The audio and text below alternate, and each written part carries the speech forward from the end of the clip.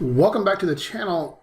I'm Stuart Lee, and today we're going to talk about some of the features of Google Classroom, looking at it from a student's perspective. I've done a couple Google Classroom videos before, but they've all been very specific to the teacher side of things.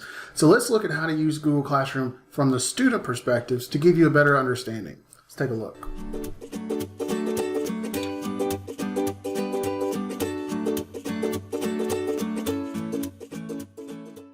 So I'm in Google Classroom, and these are two classes that I teach on my other account, and this is a secondary account that I've logged in and joined the class as a student. So I'm going to pick this class just because it's a brand new class that I created, and I'm going to go in here, and the first thing I want to talk about is how to leave a comment. So on the stream page, I can see the stream, the classwork, and the people. Click through it. And so I can see a couple students in here. There's no classwork yet. But on the stream page, I can leave comments. Now I can share something with the entire class right here. And that would be, an announcement that I was making as a student. And you can control that as a teacher. So don't forget, as a teacher, you can go in and turn off the ability for students to do that. Or I can come in and add comments to already existing announcements. By clicking the add a comment. So I can either share with the class, or I can just comment on something that somebody else has posted, like what the teacher has posted. Typically, this is how your conversations go. Now, this also works for assignments. So if you go into an assignment and you add a comment, that comment goes to the teacher, not to the entire class. If you're on the stream page, your comment goes to the entire class. So for example, if you were wanting to introduce yourself to the entire class, you could say, hey, don't hit enter, hit shift enter. I'm Stuart, and I'm really looking forward to learning with you in this class. And then I could attach something if I wanted to. If I wanted to put a picture of myself, if I want to put a video or a link to a website, and then I can post it. And then once it's posted, then other people can comment under there. Hey, good to meet you, or whatever. And then you can go back in and delete it, or just copy the link directly to that, and you can email that comment or whatever. I don't really know why you'd want to copy the link. I can't think of much other than you might want to respond to it in Google Classroom. But you could also go in and delete it as well. So I'm going to go ahead and delete this one because this is actually a class that I am teaching from. Just want to go through the example real quick. So I'm going to delete that.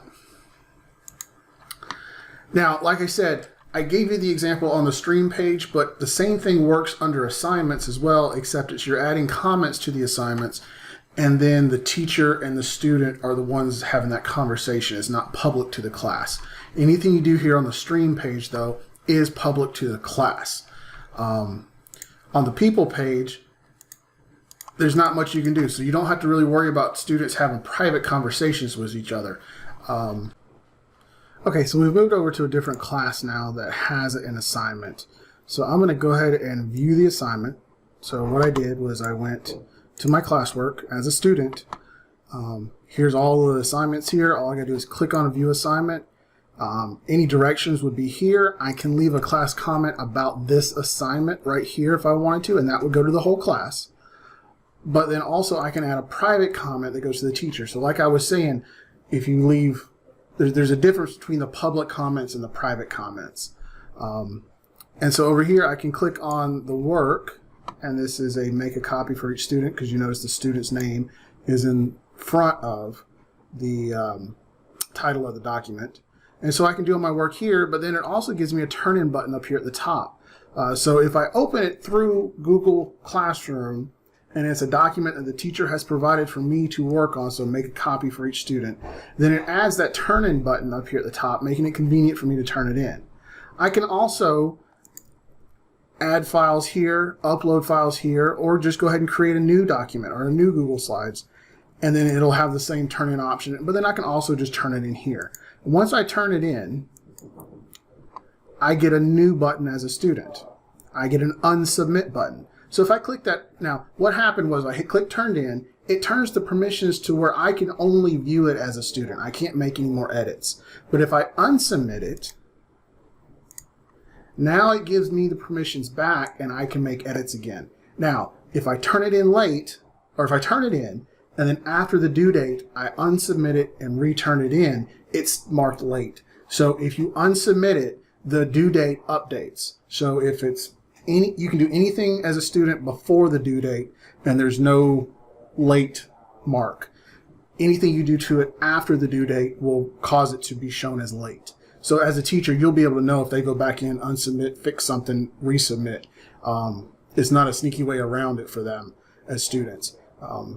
But that's the nuts and bolts of using Google Classroom as a student. It's not very hard at all on the student side. It's very simple. You click on your work, you turn it in, you do your work, you turn it in. You can add or create anything you need to in the assignment. And then even if I don't click turn in, as a teacher, I can see what's been submitted. So if I add a document,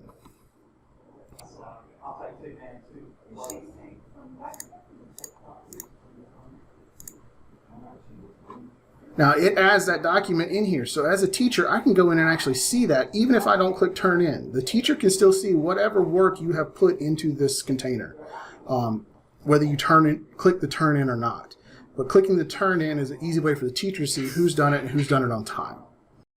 So I hope this little nugget of knowledge helped you. And as always, check back to the channel for new videos and updates. Thank you very much.